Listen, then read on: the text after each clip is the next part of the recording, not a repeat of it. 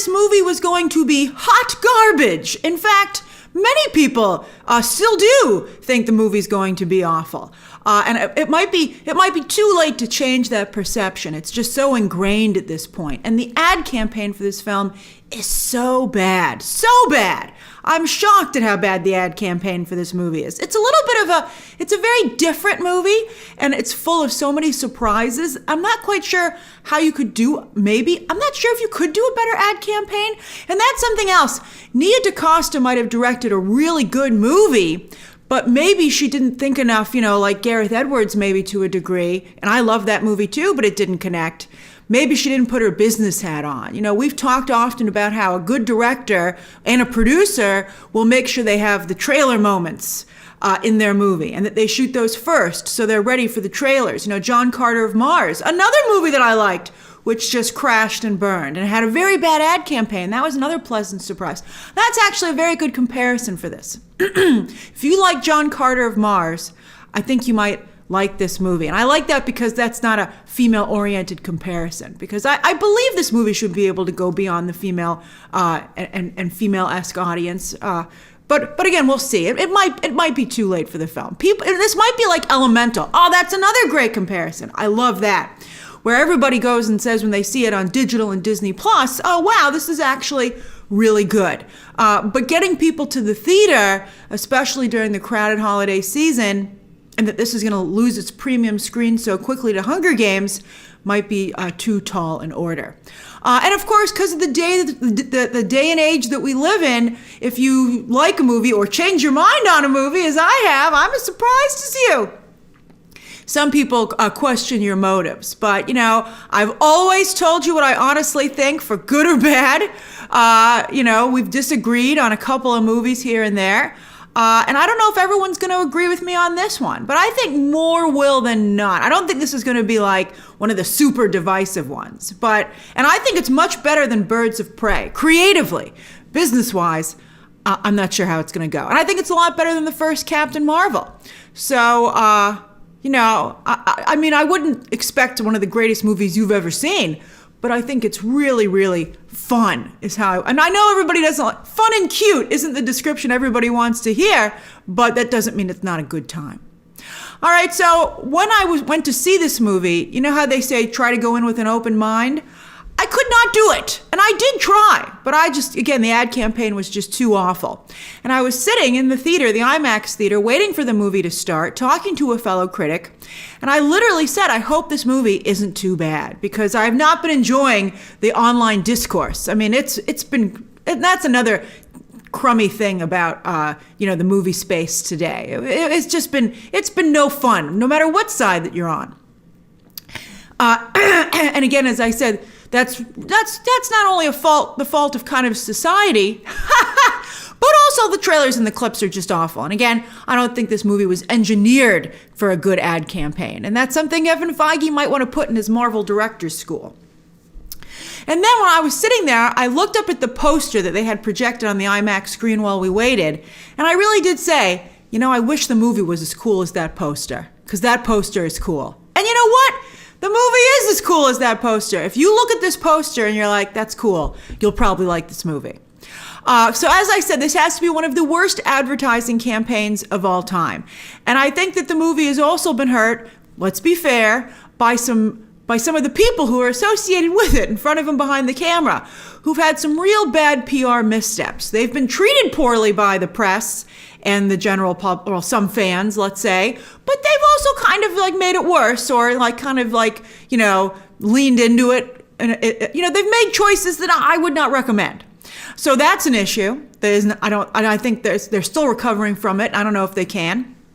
And then also, I really do feel that the actors' strike, and actors not being allowed to promote their films is really bad, particularly for this film, because the chemistry between the three main stars is a big part of what makes the movie work, and it would have been nice to have been able to put that on display with joint interviews and red carpet appearances to really kind of see how much fun they're having with the movie. Although again, some of these people have handled PR really poorly, so I don't know if they could do that. But if I were the PR person on this movie, I would sure try. I'd be like, can you guys just focus on having fun and not criticize anybody and just talk about how much fun the movie is? because there's no negativity in them. I mean, they do kind of focus on there's like a throwaway line by Nick Fury about how much hate Captain Marvel gets.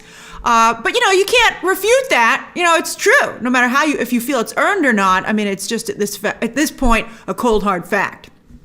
And I kind of like that they put it into the film. Now, speaking of Samuel L. Jackson, he's fully awake here. I can't believe it. He's having fun again. That was refreshing. And the Khan family being caught in the middle of this MCU cosmic adventure was really a fun idea and extremely well executed. They were great.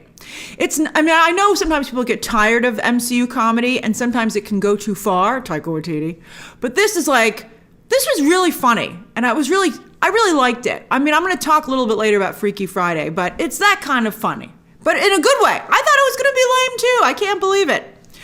So anyway, it's nice to have another director expand MCU Cosmic, with Nia DaCosta delivering a film that I would say lands somewhere between Thor Ragnarok, remember how much we all love that? And Guardians of the Galaxy Volume 3. This movie has a bit more heart than Thor Ragnarok. And also, I think, Thor Ragnarok, when you look back on it after Thor Love and Thunder, it's not quite the same, unfortunately. But that movie was also, very silly all the time, Thor Ragnarok. And this movie, while also quite silly, it has more levels. It goes back to serious and having heart at certain points. And I think that balances out the silly and the funny and the quirky very effectively. And while it comes close to Guardians of the Galaxy Volume 3 in terms of quality, that film has even more depth and I think is more sophisticated. I think it benefits from being the third installment in a franchise, and also the Guardians of the Galaxy, and then also it had an extra 45 minutes, so that also can allow it to have a lot more depth. However, I love that The Marvels is so short and sweet. I would not change that. I think it hits the ground running and doesn't let up, with plenty of laughs and action. I mean, this is a great hour and 45-minute movie. When you add in trailers and stuff, that's 2 hours and 15 minutes. You can slip that into your day easily. A matinee, you can go see it in the evening and still have time to go to dinner. It's not your whole evening, and it has so many show times. I hope that helps its box office, which means there are more times that could be potentially convenient for you to go.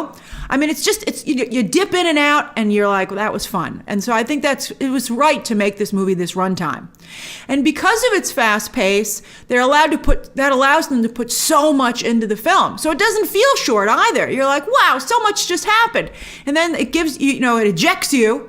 And then you're like, oh, let's talk about it because I had such a good time. Also Megan. Remember how fun Megan was? If you thought Megan was fun, it's like that kind of a movie. And I know that's different for the comic book movie space.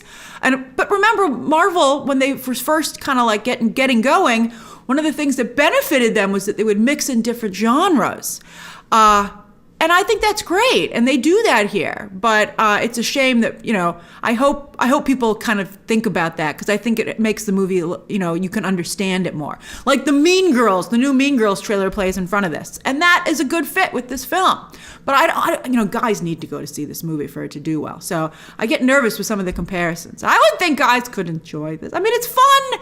It's fun. As I said, clearly the pitch was Freaky Friday, the superhero version. And while that seemed incredibly lame in the ad campaign, I think the movie does end up having that fun sleepover quality. But guys like sleepovers, right? I mean, The Goonies, Ferris Bueller, that vibes here.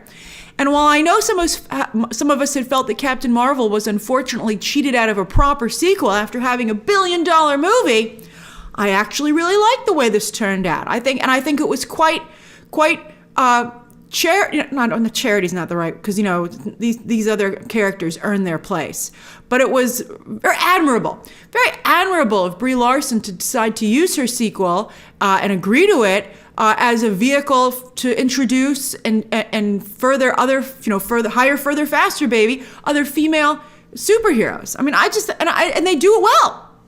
So so I would love to see this Captain Marvel line of movies, or the Marvels movie, continue.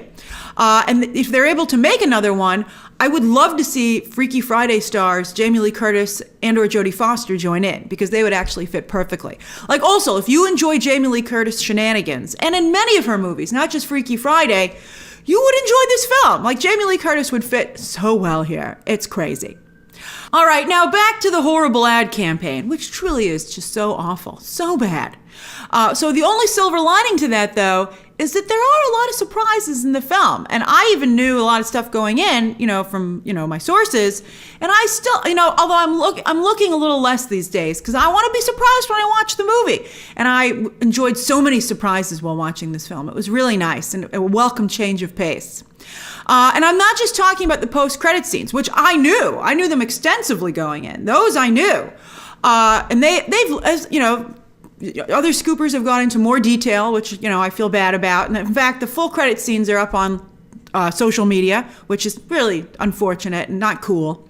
But I mean, if you go watch them, you'll see I think they're very well executed, but they're more the cherries on top of a great sundae rather than overshadowing the film itself. This is really a very nice MCU package, in my opinion. And you know what?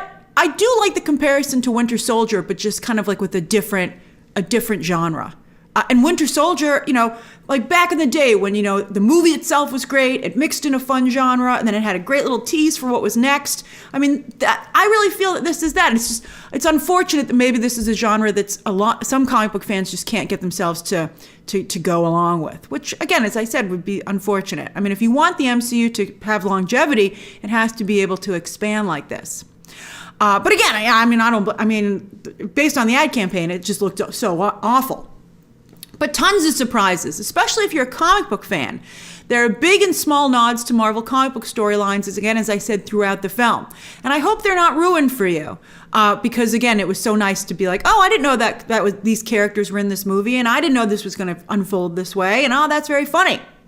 Now, there are some very quirky scenes. There are two in particular that are just nuts. And I've seen a couple of people say that they don't think that they work, but I think that they did. I mean, when they started, I too thought they were ridiculous. I was like, way too silly. This is nuts. But as the scenes progressed, I thought that Nia DaCosta and company pulled them off. And they actually, it was a very fine line, but they walked it. And I was like, you know what? That's funny. That's clever. That's unique. I didn't see that coming. That's very well executed.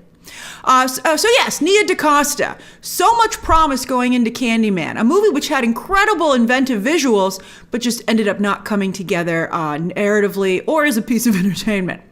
And there's been a lot of drama behind the scenes for this movie, with both DaCosta and Marvel already playing the blame game against each other because of this film's spectacularly poor box office tracking. They're already trying to blame the other party. But I wish they had held fast and stuck to their guns, because whatever they did, even if there were some clashes, it ended up working. This film is light on its feet, it's inventive with strong visuals, comedy heart, and a streamlined story that DaCosta keeps on track, and that doesn't fall into the third act bloated CGI trap that so many comic book movies suffer from. That was very refreshing. Like, I was going to compare it to Shang-Chi, another really fun recent Marvel movie. But, that movie in the third act fell apart a little bit. I still like that movie a lot. But this one's leaner and meaner. And I think it benefits from that. Especially, again, because it's such a hard sell. At least you can be like, it's only 2 hours and 15 minutes of your life. You might like it. I have to say it because it's there. But I feel bad because I think it might keep some of you from seeing the movie. But I really love the female energy in the film. And maybe we'll see, as I said, more women and, certain groups liking this movie more than others. But, Greta Gerwig's Barbie, and I'd be curious to see Barbie was like 71% female or something, its opening weekend audience, but it still was huge. But Greta Gerwig's Barbie celebrates the idealism of women, while DaCosta's The Marvel celebrates regular women. And interestingly, I believe that helped the original Captain Marvel movie as well go up against Wonder Woman. I mean, it did make $1 billion, and Wonder Woman, which did very well, but Wonder Woman didn't make $1 billion. And of course, some of us have said it's because of the Skrulls that were introduced there, and because it came out between the two Avengers movies, and I think those are certainly factors for sure. But don't underestimate that, while Wonder Woman is a goddess, Captain Marvel is infinitely more relatable. And I think that is something that benefits the character that is being underestimated. And it continues to be a plus here. And now, though, she has two fellow female heroes who are equally relatable. I mean, it was really fun to just spend time with them. I liked hanging out with them a lot. And, at first you were like, I don't know if I want to hang out with you guys. But then you were like, we're having so much fun. I can't dislike you guys. This is great. So I got a kick out of seeing women depicted in this way, not just with that fun factor, but as both heroes and villains who are all incredibly awe-inspiringly powerful. I was like, that is cool. These women can punch, but they can also take a hit. And they also, at the same time, they can talk about their feelings and be vulnerable. I too, hearing this, even I'm like throwing up in my mouth a little bit. But I got to tell you, when I was watching it, I was like, respect. If only there was more of that in society. I liked it, especially, I guess, because of all the toxicity surrounding this film. And what was also cool is that the women in this film, act the way that women do when they let their guard down and nobody's watching, especially men. Although, as I said, men really need to watch this movie. But, once I was out with my dad and I was talking to another woman that I'd run into, and we really got excited talking about stuff and gossiping. And my dad was like, I've never seen you talk that way, and you've never talked that way to me. And I was like, oh, well, I don't know what to tell you. And my dad was like, that was so fun. I loved being a part of that conversation, even from the sidelines. And I hope that guys have that same reaction to this movie. They're like, oh, I don't totally get it, and this is weird, and I've never seen this before, really, but it's fun. I hope that would be wonderful if that was how people reacted. So anyway, and also, while the energy is distinctly female, it doesn't sacrifice the action that a blockbuster movie like this needs. And we'll talk about the action in just a moment. But also, I want to point out that I really like the focus on Kamala's relationship with her mother. They're still kind of at odds, like they were in the Disney Plus series, but here you can really feel the love and how Kamala's mother, keeps her on track. She's almost like directing Kamala Khan. And I like that. And it really adds further depth to the film. In fact, even more than you realize when you're watching it. And once the movie's over, you kind of get where everything's going here and how things mirror each other and play off of each other. And so the movie, again, moving so quickly, and there are so many surprises in it, but when it's over, you're like, wow, that was actually very well constructed. And I think that's why it hits as well as it does. And maybe why it doesn't work as well when you chop it up into clips and trailers. DaCosta is a co-writer as well, so she gets a lot of credit here, although we'll see how the movie does. Along with Megan McDonnell, who was a writer on WandaVision, so that's a plus, and Alyssa Karasik, who wrote for Loki and We Crashed, two other shows I loved, and is also a writer and producer on Larson's Lessons in Chemistry, which I know I have not been able to get myself to watch that, but I know some of you have said you really love that show, and I don't know, I still don't know if I'm going to go watch it, but it makes me a little more inclined after enjoying this film. Again, I want to make sure that we focus on the fact that the action is really good as well. Very good action. The switching, which again looked lame and awful in the trailers and clips, is actually really cool in the movie itself. I was like, oh, especially once it's allowed, again, chopping it up might not have worked. Once it's allowed to get going and they have it going for like some of these action sequences are like 10, 15 minutes, or I think, yeah, because it's a short movie, but you really feel like they're gaining momentum. And so that was really nice. I liked that. I love the switching, actually. I was surprised at how well it worked. We'll talk about some of the inventive ways that they use it in the spoiler review. And I also continue to get a huge kick out of how powerful Captain Marvel is. Oh, she's so powerful. It gives me goosebumps. Goose, right? Her cat. And Monica, though, who levels up substantially in this film. That is also very cool. And then Kamala Khan's new power set is used very well. And they can afford to use it a lot because this is a movie. And that's great. But it's not just the directing, the actresses, and the script and the stunt team that sell this movie and sell the action, right? But the VFX, I think, are quite good. I've seen some people say they're not good. They're not perfect, and in some cases I was like, oh yeah, those are VFX doubles. But I gotta tell you, that was fleeting, and I bought it. I was like, that's cool. It's certainly not any crazier than the other times they've used digital doubles in Captain America and Avengers movies. And I thought it worked. And not just the action sequences, but I thought the space sequences were very well realized. As soon as the movie started and the Kree ship came out of like hyperjump or whatever, I was like, that's much cooler than I thought it would be. I liked that. In fact, in that regard, I think this is the best MCU cosmic movie because, everything isn't just done for humor. There is a feeling of excitement here. Like they're further building out MCU cosmic. And the movie takes some aspects of the planets and solar systems that we're visiting and the aliens that inhabit them and their technology and customs. In some points, it takes them very seriously, and it's really made the effort to think them out. And I thought that was great. I really liked that. I really feel like for the first time ever, before I felt Marvel Cosmic was just silly and like James Gunn's play space, which I'd come around on. But now I finally feel like other directors can play in here and it's becoming a real space. So I loved that. The production values, again, overall are great. And while the trailers made the movie seem like it was for streaming, when I was actually watching it on IMAX, and that might have been a factor, I became very aware that I was watching an expensive movie. I was like, those VFX look great. Oh, look at those interfaces on the technology they're using. Oh, that picture is so clear. And I really loved seeing it. I loved seeing it on IMAX. Usually I tell you can do Dolby or IMAX, and I'm sure Dolby will be a great experience. But if you can do IMAX, I would try to. I really liked it on the IMAX screen. All right, so let's talk cast. I got to give a shout out to Iman Vellani. I see a lot of people singing her praises, and she has earned it. Her enthusiasm as a super fan is very infectious when you're watching the movie. You're like, how can you not love her? And she's got some great meta humor and commentary. I've seen comparisons to Tom Holland's Peter Parker, and I would agree with that, but it's even more than that. It's like dialed up to an 11. And Tom Holland you thought was an 11, but you didn't see Iman Vellani. However, she's not just fangirling. Sometimes I think in the past it's been a little bit annoying, but not here. They got the right balance. And I think part of that is that she has her superpowers so much here. Like, she's not just fangirling. Like, she not only talks the talk, but she walks the walk.